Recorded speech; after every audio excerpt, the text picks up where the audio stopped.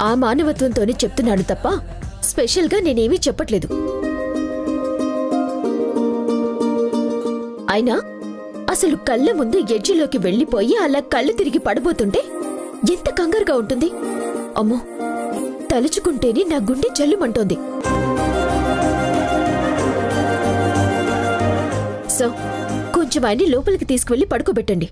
ఈ ప్రాబ్లం వచ్చినప్పుడు ఓ గంట సేపైనా రెస్ట్ ఉండాలి.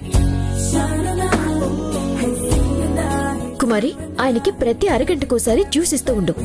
చరణ్ గారు, మీరు ఫుల్గా రిలాక్స్ అవ్వండి.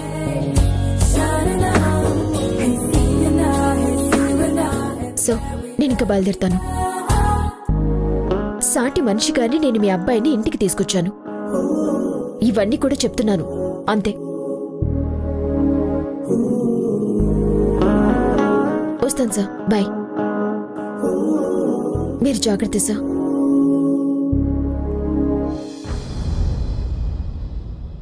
చరణ్ గారు, ఈసారి వెళ్లేటప్పుడు ఎవరి వెనక వెళ్తున్నామో, ఎంత హైట్కి వెళ్తున్నామో చూసుకుని వెళ్ళండి. ఓకే.